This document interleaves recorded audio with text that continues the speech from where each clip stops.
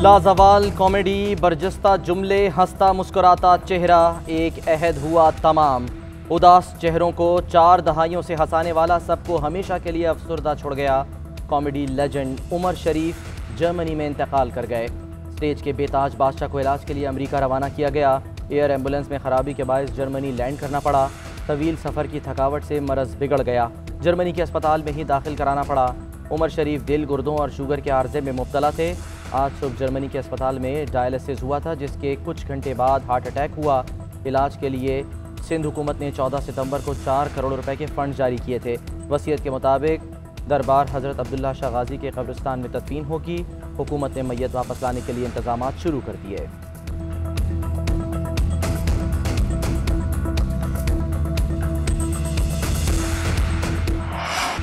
सबको हंसाया और दिल जीत लिए। हाजिर दिमागी ऐसी कि स्टेज पर कोई सानी ना ठहरा। हर किरदार को ऐसा निभाया कि अम्र हो गए।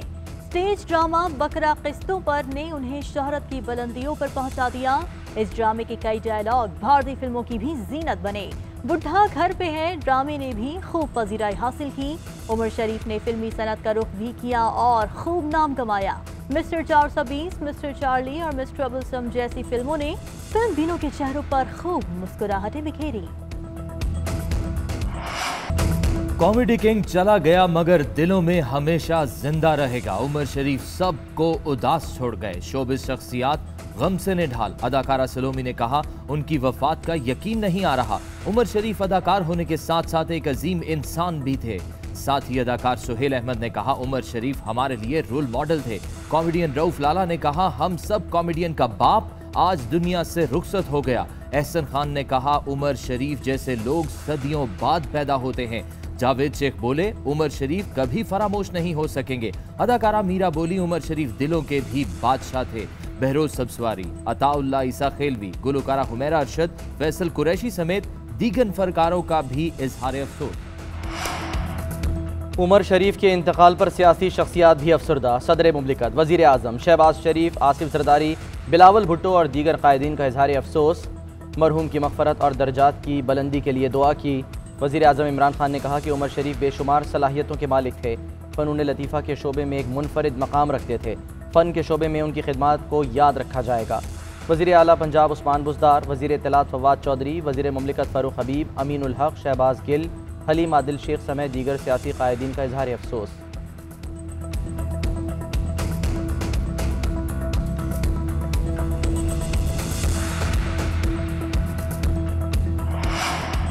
एक पाकिस्तानी जिसने भारत को भी खूब हंसाया हमेशा के लिए चला गया। टाइम्स ऑफ इंडिया का लेजेंड को खिराज अकीदत सरे वरक पर उमर शरीफ की तस्वीर लगा दी।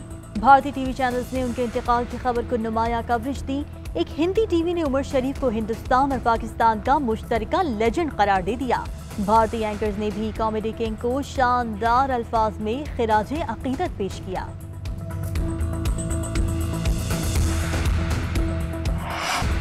भारतीय फिल्म इंडस्ट्री भी उमर शरीफ की मोतरफ। अनुपम खेर ने कहा कि उमर शरीफ एक अजीम फनकार थे, उनका काम हमेशा जिंदा रहेगा।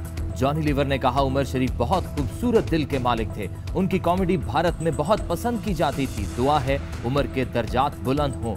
दलेर मेहंदी कहते हैं उमर शरीफ एक कमाल फनकार थे, उनके जाने पर दिल गमगीन है। जरीन खान ने कहा उनके चले जाने का बहुत दुख है, भारत में भी उनके परस्तारों में कमी नहीं। भारतीय कॉमेडियन कपिल शर्मा का भी ताज़ियत का इजहार। भारत में उमर शरीफ के चाहने वाले गम से निढाल। ट्विटर पर सार्फिन का इजहार अफसोस। उमर शरीफ पाकिस्तान और भारत में भी टॉप ट्रेंड्स में शामिल रहा।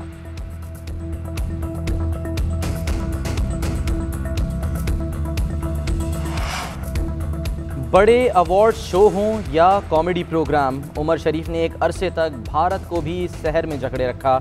लाफ्टर चैलेंज प्रोग्राम में उमर शरीफ ने जज के फ़राइज़ सर अंजाम दिए।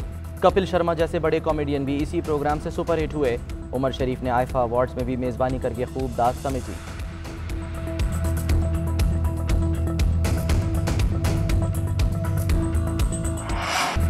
कलअदम टीटीपी हथियार डाल दे तो माफ किया जा सकता है। हुकूमत कलअदम तहरीक तालिबान पाकिस्तान के कुछ गिरोहों से राब्ते में है।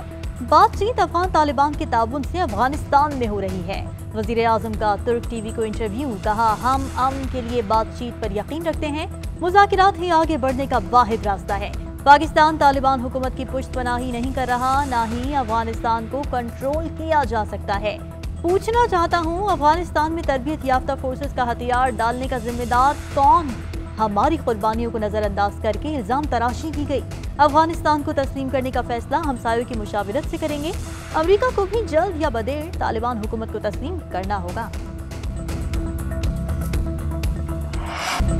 एपीएस के बच्चों को कत्ल करने वाले लोग अलग हैं। हमें पता है अच्छा कौन है और बुरा कौन है। जिन लोगों ने हथियार डाल दिए उनसे लड़ाई नहीं करेंगे। आलमी मंजरनामा बदल रहा है। पाकिस्तान अहमियत इख्तियार कर चुका है। हम भारत से भी कश्मीर के मसले पर बात करने के लिए तैयार हैं। शेख रशीद कहते हैं इसी हफ्ते चेयरमैन नैब के तकर्रुर का फैसला हो जाएगा। इमरान खान को महंगाई की फिक्र है। नून लीग कुएं की मेंढक है। पीपल्स पार्टी समझौता एक्सप्रेस पर चढ़ी हुई है।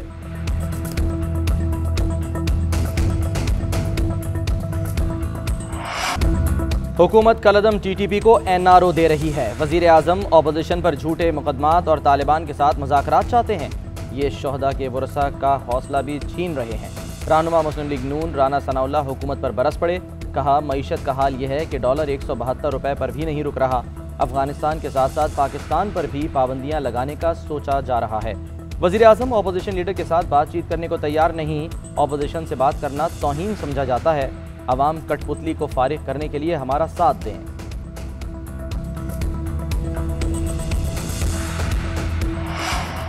लड़ाइयों को खत्म करना होगा। क्या ये लड़ाइयां अगली नस्ल तक ले जाएं? कलदम टीटीपी गुमराह हो गई थी और भारत ने उसे पाकिस्तान के खिलाफ इस्तेमाल किया। पाकिस्तान के साथ वफादारी करने वालों को कौमी धारे में लाएंगे। फवाद चौधरी कहते हैं बिलावल और मरियम नवाज को तो खित्ते का कुछ पता नहीं। पीपल्स पार्टी और मुस्लिम लीग नून गैर संजीदा क़यादत की हामिल है। क्या पाकिस्तान का मुस्तकबिल बच्चों के हवाले कर दें?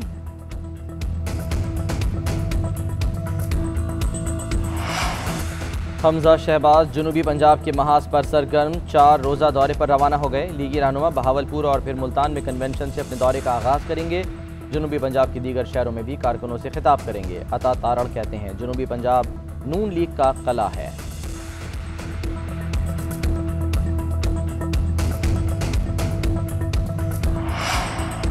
फारूक हबीब कहते हैं अपोजिशन के बयानी में अब दम नहीं रहा। नून लीग इंतशार का शिकार है। तहरीक इंसाफ पर अवाम आज भी भरोसा करते हैं।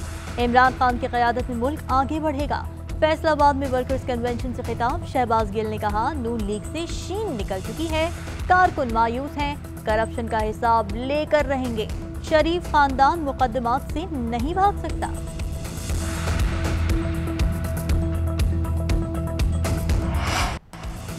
हेवनफील्ड में मरियम नवाज और कैप्टन सफदर की अपीलों पर समाअत का तहरीरी हुक्मनामा जारी। इस्लामाबाद हाई कोर्ट ने इल्तवा की दरख्वास्त मंजूर कर ली। हुक्मनामे के मुताबिक मरियम नवाज की तरफ से नया वकील मुकर्रर होने पर इल्तवा की दरख्वास्त की गई। नैब के वकील ने इल्तवा की दरख्वास्त की मुखालफत करते हुए कहा कि मामले में बिना जवाज ताखीर की जा रही है। अपील में ताहाल कोई पेशरफ नहीं हुई। इंसाफ के तकाजे मद्देनजर रखते हुए दरख्वास्त मंजूर की गई। मरियम नवाज की अपील और अपील पर जल्द फैसले की नैब दरख्वास्त पर समाअत 6 अक्टूबर को होगी।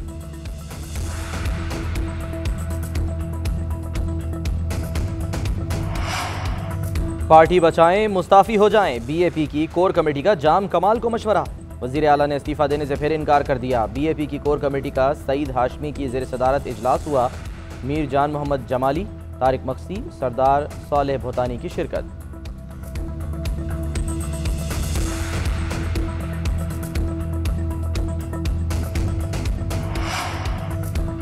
समुद्री तूफान शाहीन के असरात बलूचिस्तान की साहिली पट्टी पर नमूदार और माड़ा, पसनी, गवादर और गिरदनवाह में बादल बरसने से हर तरफ पानी ही पानी। साहिल पर हवा के शदीद दबाव के बायस माहीगीरों की कश्तियां तबाह। लजबेला में डामने के मकाम पर मुसाफिर बस सैलाबी रैली में फंस गई। 50 से ज्यादा अफराद सवार। सैलाबी रैली के बायस लाखड़ा और उथल से जमीनी राब्ता मुनक़ता। सैकड़ों लोग घरों में महसूर। सरबंद के जेटी पर समुद्र में तुग़यानी। उमाड़ा और पसनी के दरमियान माहीगीरों की कश्ती लापता। डेरा बुगटी और दश्त समेत कई इलाकों में नदी नाले भिपर गए। गैस पाइपलाइन बहने से कई इलाकों को फराहमी मअतल। डेरा बुगटी की राब्ता सड़क मिट्टी का तोदा गिरने से आमदोरफ्त के लिए बंद।